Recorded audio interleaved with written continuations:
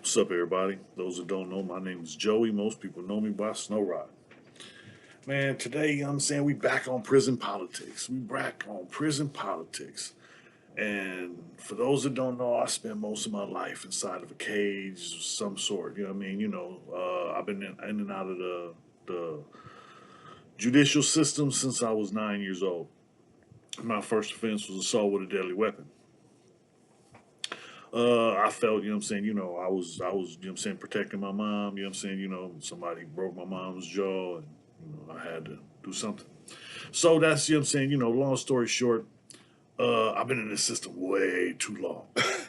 But I've seen way too much, from juvenile hall. I remember, staff, doing what they chose to do, not what they were supposed to do, just to, you know what I'm saying, make their job a little bit easier. And I figure that's the way it is everywhere. Everybody trying to make their job a little bit easier. But maybe, you know what I'm saying, if we did the hard work, maybe things would be a little bit better. Oh, ain't nobody listening to that. Nah, I'm just, you know what I'm saying, I'm just talking smack. Uh Today I'm kinda on, back in the day. Cause I went through the system, like I said, the first time, my first experience in a juvenile hall, I was 9. I went back again when I was 11. I went back again, in and out a couple times during then, between then and then. By the time I was 13, my dad had had enough, and saying, put me out the house. So from then I was on the streets, and it was, saying, this was neighborhood crip. I was taken in by the community. I was, saying, really on the streets, gang banging. I was selling dope to survive. I was any hustle, whatever I could. We used to take batteries out of cars. You know what I'm saying? Right here in our own neighborhood. You know what I mean? Catch somebody, pop the hood, cut the wire, take this wire off. You know what I'm saying? Take the heavy batteries are heavy, and then they don't give you that much. But I was a kid, and at the time, you know what I'm saying, a hustle was a hustle. So, and one night I go get 5 batteries, you know what I'm saying, I got $50 in the morning. It was a hustle. Like I said, I used to, I used to get on my bike when I was a kid and go to the weed house, and I would buy a $5 bag of weed, a nickel bag, and then I'll take it, and ride my bike, to the edge of the neighborhood, sit over there and sell it for a dime bag a week. And then go back and get two, and then come back. And it was a hustle. Like I said, I was trying to get it, and didn't have much. The people I was looking up to was my big homies. They was out there, putting shit down, and they wasn't giving us the game, because they wouldn't show us what they were doing, because that'd get them caught up. I understood the get down, but I was a kid at the time, man. So I had to go behind people, and then see what they did, and then replicate it myself, and that's how I learned how to steal a car. When I was a kid. Talking about literally a kid. But that's the thing, my family, my uncle had me driving the car, when I was really young. So I could drive.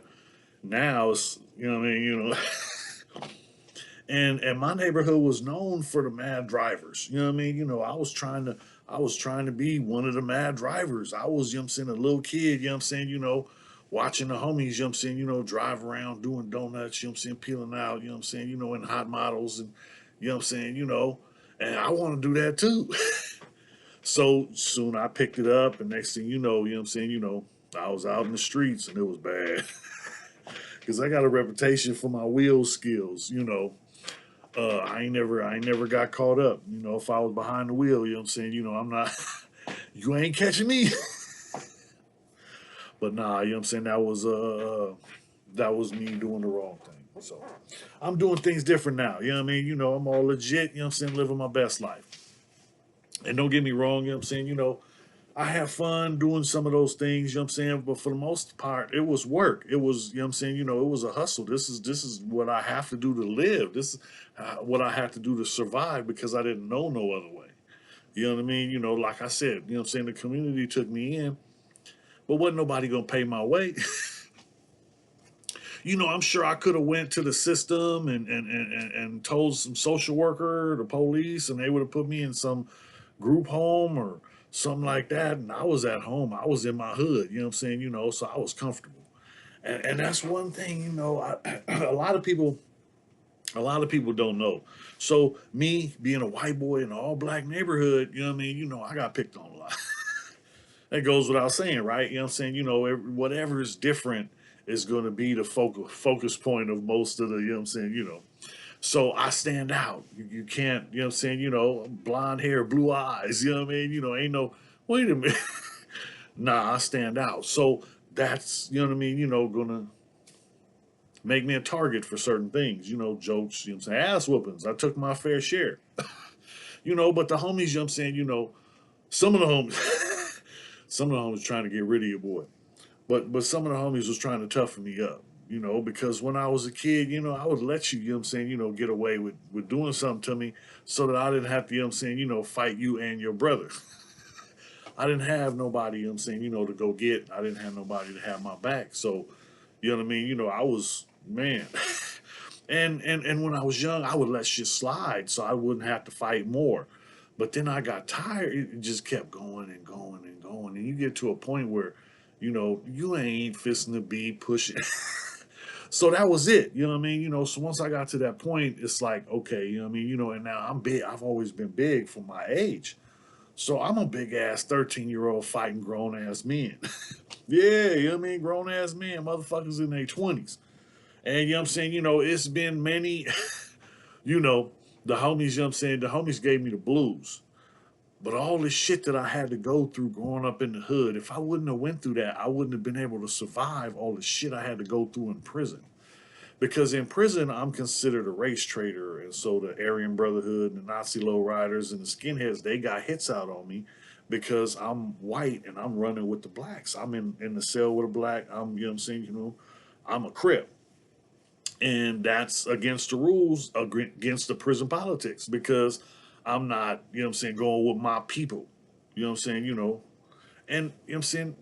Fuck. But them ain't my people. You know, that's the thing, you know what I'm saying? You know, I'm from neighborhood. Those are my people. You know what I mean? You know, those are people that been there for me. Is people that took me in, fed me, clothed me, took care of me. You know what I mean? You know, so I just can't see going to prison and switching up, changing up. That wasn't a part of me. So by going against the grain, by going against the prison politics, I set myself up for problems because now that I'm in grown up and I'm incarcerated in California prison system, oh yeah, it's people that would try to kill me. Literally, I mean, you know, I've been stabbed 13 times, more fights than I can remember. Um, and that's the thing. It wasn't let's just go beat this guy up. No, they was trying to stab me. I got stabbed in my chin. I got stabbed over my eye. I got stabbed behind my ear. I got stabbed in the neck and in the back. You know what I'm saying? You know, the rest of them are arm shots. And, you know what I'm saying? You know, I'm a fighter. So, you know what I mean? You know, I'm going to be swinging. So, you know what I mean? You know, if you got a piece, you know what I mean? You know, and if you fight in a crowd, riot situations, you don't know who, what, where. You just trying to, you know what I'm saying, do the best you can, you know what I'm saying, you know, knock down everything that's close enough, you know, and I actually thought I was going to die in prison. I expected, you know, when I got sentenced to the to 9 years, I was sentenced to 9 years with 80%, and I was sent to prison. I went to level 4, and I figured, you know, eventually the whites are going to get me. I ended up putting in an appeal, and they gave me 5 more years. So my 9 years turned into 14 years. I ended up paroling after 12 years and 7 months. And that's the thing, you know what I'm saying? You know, I paroled from the hole because, you know, whites dropped, some whites dropped kites, said they were going to stab me. And, you know what I'm saying? You know, I even had the dude who was in Soledad who went to the hole that they said he was supposed to be the one who was going to stab me, him and another guy. He was on my YouTube thing, you know what I'm saying, in the comments telling me that, you know what I'm saying, what happened.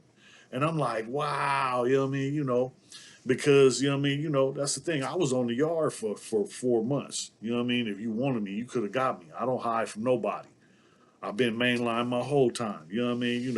I did, 12 years, 7 months. The last 8 months I had to do in the hole because administration, you know what I mean? And it was messed up because I didn't get no pre-release. I didn't get no preparation. I didn't get no help. I didn't get no assistance. I was writing people. I was getting at counselors. I was doing everything I could trying to find out, look, man, I ain't got no family left in San Diego. I ain't got no place to go. I ain't got, y'all give me $200 gate money and you go give me a check that I can't cash for the money on my books because I ain't got no ID. And you're gonna drop me off at a bus station in Gilroy, California, because I paroled from the hole in Soledad. So they dropped me off at the Gilroy bus station. I got on a bus headed south. I didn't get to San Diego until it was like 1:30 in the morning. And you know what I'm saying? I didn't give a damn. You know what I'm saying? I was at home. You couldn't tell me shit. I had, $100 in change in my pocket. I had a check. I had a paper bag, with some paperwork from the hole. That's it, that's all. And what I was wearing. And I got to check in with parole within 24 hours. So that's my thing. I just got to get to where I got to check in at. From there, I'm going to ask them to help me get into a program, help me get a place to stay, help me get some kind of assistance. And I ended up, walking. I walked half the night. I was just so amped up. I couldn't sleep. I'm at the bus station downtown San Diego. This is not too far from my neighborhood. I just started walking. And I'm talking about, anybody knows San Diego, I walked from the bus station down to Market Street. And then I just walked straight down Market Street because that goes right through my barrio, my neighborhood. It was crazy. It was still dark out. The sun hadn't come up yet, but I had walked all the way down Market until I got to my neighborhood, and I was in the 40s, and when I got down there, so much had changed. So much was different. It was strange. It was still dark, so I couldn't see a lot, but it was different. Everything, a lot of stuff was different. So I just kept on going, and then I got tired, when I got down to Euclid. So I ended up, getting on the trolley, taking the trolley. By then, it was morning, the sun was coming up. So I jumped on the trolley, rode that down to El Cajon, ended up going to the parole office, asking them for some assistance. I don't know what to do. I don't know where to go. I don't have no place to live. I don't have nothing. You know what I mean? So the parole office told me they could set me up in the Coast Hotel. If anybody knows about the Coast Hotel is downtown San Diego. That's the ghetto. That's where all the dope is at. I can go right down there and fit right in. It's a trap. They put you in a room with people, and some of these people still have, current addictions and they're on drugs and they're bringing stuff. So if this guy had bring something up into my room and then I get caught up, and I'm going to end up, catching a case because I'm going to beat the crap out of him. So I'm like, man, I'm not going. That's a setup. I've heard so many war stories about people coming back because they went and stayed at the Coast Hotel. One thing leads to another. You either, pushing the sack or you smoking the sack. You know what I mean? It's I don't know. I just wanted someplace where I could, get a fresh start and get my feet on the ground. I don't even know how to live out here in society. I've been in a cage all my adult life. So now here I am. I'm out. I ain't got nothing. I ain't got no place to go, nothing, don't know what to do. I ask the parole office, they tell me they ain't got nothing for me. So, they tell me, oh yeah, all our funding got cut. So now here I am, I want help. I'm asking for help and ain't no help available. All our funding got cut. We don't have nothing available. So, okay, they set me up with a place around the corner who's going to give me 2 bags of food. Okay, cool. I'll take it because I don't have nothing. So I go around there. They also give me a voucher for some clothes to get from a thrift store that's right around the corner. So I go over there and get what I can because I don't have no other clothes. This is all I got. So, I do that. Then, afterwards, I'm getting on the bus. And it's like, which bus? I got to figure out how to take the bus and get back, and I still ain't got no place to go. But now I got 2 big ass bags of groceries. They gave me powdered milk and some more shit. I can't do nothing with that. But anyway, no complaining, it was something. So now, I get off the trolley in the area I know, and I'm over here in Lemon Grove. I find a little mosey-wosey hotel, and I try, get a room that I know. And now, oh look, I didn't tell you when I was at the parole office, I'm like, look, I got this check I can't even cash because I ain't got no ID. So the pigs out of the parole officers out of their petty cash, they cashed out the check. It was only like $576. So they give me the cash and I sign over the check to them. So now I got money. So I figure, I'm gonna give me a room, right?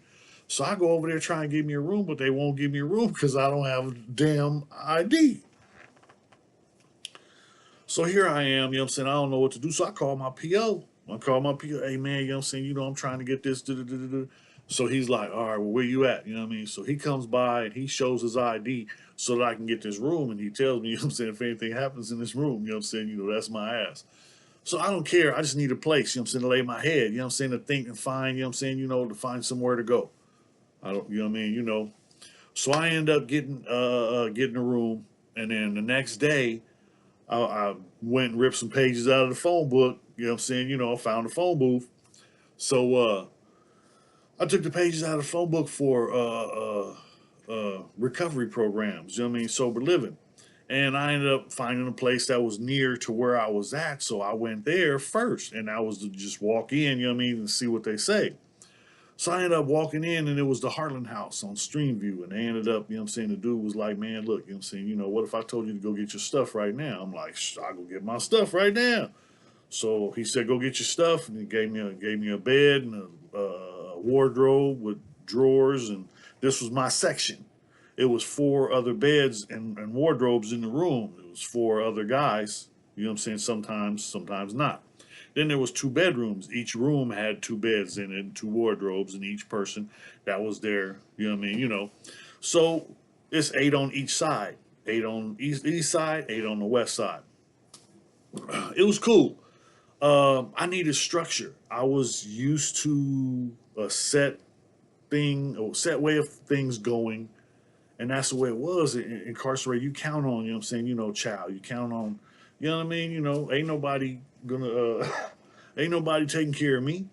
So state 3 hots and a cot. You got, food. You got, your basic necessities. You got medical, dental, vision. All that is covered with a $5, copay. Or, your canteen. Everything is right there. So I'm used to my whole world being right there in that one little yard. And now it's different. I'm out here in the world and I don't know how things work. I don't know how. I live month to month, from canteen to canteen, from package to package, from, from hustle to hustle. I'm just, So I got out and I wasn't worried at all. I'm going to make it somehow, some way. I'm going to make it. In there, I'm thinking, I'm worried. I'm still, but I'm thinking, I spent years. Like I spent over 6 years in PIA, Prison Industry Authority. These are the pay jobs in prison where you get paid, pennies. Not a decent wage. You get paid pennies. I started out at 30 cents an hour, and this is a big money job in prison, because, all that adds up. So you can only spend a certain amount. So, I was making enough to where I made more than I spent. So you're only allowed to spend a certain amount at the canteen every month. So I was making enough to spend the limit every month, and I still made a few dollars extra. So inside, it's a little difficult, but you're in there working for pennies, right? And you make the most you can make. Well, that's all you can make. It's all you can spend. So it was cool because I was able to put money aside each month, that I'm not going to spend. And I can save that for, when hard times come, because you never know. I've been in places where we've been on lockdown for 6 months. That means no going to canteen for 6 months. And that's the thing. The only thing you getting is a package, and you better hope you get a package. And see, if you're lucky, you got somebody else that'll send you a package, and you can get one in someone else's name. And then like, hey, I be getting at the homies like, hey man, you getting a package? If you're not getting a package, let me know. Let the homies know so that they can get a package in your name, and we can get you what you need. What you need, some shoes. What you need, some sweats. What you need. You know what I mean? So it works out, we work it out so that, everybody, is taken care of one way or another. And that's the thing, Out here, it's not like that. Out here, you on your own. That's it, you know. And I'm feeling it because I've been out, less than 2 days. And now, you know what I'm saying, I'm in this program. I was freaked out. I didn't know how to deal with all the freedoms, you know what I'm saying? I had a window next to my bed. And I would just sit there all night, wouldn't sleep. A dog will bark. Sometimes I get to sleep for like 10 minutes. I get to sleep and then a dog barks. A car drives by. I heard accidents. You know what I'm saying? This was like a crazy street because people are always speeding through here drunk and it's a lot of, side traffic, people parked on the side of the road and everything. And you know what I'm saying? It seems like middle of the night, blam, you hear, accidents. And then the next day you see the aftermath. Some, drunk driver that came through and plowed into 4 cars on the side of the road, side swiping all of them. It's crazy. But that's the way it is sometimes, right there where the program was at, that's the way it was. And I remember, just sitting up all night, just, thinking about different scenarios of how I'm going to stay out and what I'm going to do not to go back to jail, not to get put back in a cage, not to get put back in a box. And that's the thing, my mind ran and I didn't sleep for weeks. It was over 2 weeks, I remember, because it got to a certain point where my body shut down because I was working 12 hours a day, 5 days a week. And you know what I'm saying, I get up early, go to work, come back to the program just in time for the meeting. And then they'll put a plate of food aside for me. So I'm fed. I got, 3 hots and a cot. I got everything I need. So I go wash up and then I'm falling asleep in the meetings and you know what I mean? They used to always, hey, are you awake? Yeah, I'm up. But I'm tired, you know what I mean? Because it's not that I don't want to sleep. It's that my cell, I didn't realize, it took me a long time to realize my cell door wasn't closed. So when I get up in my cell, I can get comfortable. I can take my shoes off, I can relax. And in prison, you know what I'm saying, when the doors open up, your feet are on the floor, shoes in your feet, and you ready to go, ready for war, whatever. You know what I mean? You don't know. So, it's either be ready or get left behind. Uh, I spent I spent like 2 decades in California prison. I didn't know how to survive. I didn't know how to live out on the streets, but I needed to learn. So the program got me a job. You know what I'm saying? I'm like, man, you know what I'm saying? This got me a job paying dollars. So they started me out. This is 2006. I was making $10 an hour, and I was just happy. You paying me dollars? I'll work for dollars. I was in prison working for pennies, pennies. Because in PIA, the most you can make is 95 cents an hour. And I was at 95 cents for a long time. I was in charge of 3 sections in the textile mill. When they shut down the textile mill, I was, in demand. So the maintenance crew had took me over to the maintenance crew because they needed people to help break down all the equipment for the textile mill and start, shipping it out. So they knew I was a worker. They, put me on, had me working, kept me at my pay scale, 95 cents an hour. So then we built the shoe factory. I was in maintenance, and we were bringing in all the machinery, doing the floors with the fresh epoxy. You know what I'm saying? Hooking everything up, getting everything set, moving all the machines in, getting everything, lined out. And then, you know what I'm saying, they forced me to go into the shoe factory. I didn't want to go. I wanted to stay in maintenance. I was trying to learn welding. But, they put me in the shoe factory. It didn't matter. PIA was PIA. As long as you in PIA, I had made a reputation, in PIA. Now, don't get me wrong. Prison politics can keep you alive. I believe a lot of the racial groups had to come together because they were outnumbered for whatever reason. Now, if you look at it, I know the whites, they're not, their numbers aren't hella high in there. But that's because they run the system. But, it is what it is. The system is set up for slave labor. I firmly believe that the prison system is it's all a big business. It's all about the money. It's all about the dollar.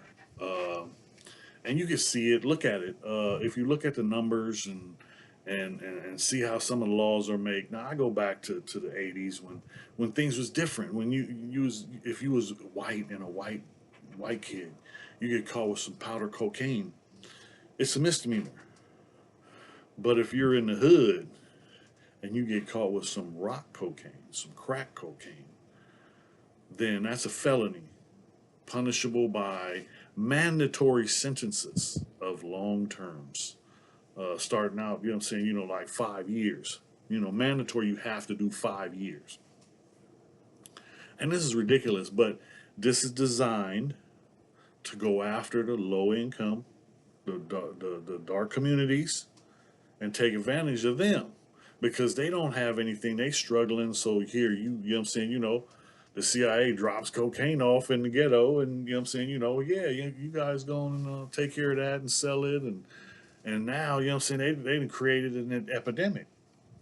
But it wasn't an epidemic until it spilled over into their neighborhoods when their children started getting hooked on crack cocaine. That's when, you know what I'm saying, and they still don't, it's crazy because it's like, it's a politician. I can't think of his name right now. Christie got caught, you know what I'm saying, for smoking, said he smoked cocaine and all this crack cocaine. And he's still a politician. He's still on the news. He's still somebody, you know what I'm saying, that y'all, how does that work? Well, did he apologize? Is it okay now? Because if you in the black community, it's never okay. Your punishment is severe, swift. This is reality. I've been in the prison system for too long. I spent too many years of my life stuck in a cage, hoping for help, wishing for something different. But now I'm not wishing no more. I'm out here making it happen. I want something, I'm gonna make it happen. I don't have to go along with prison politics.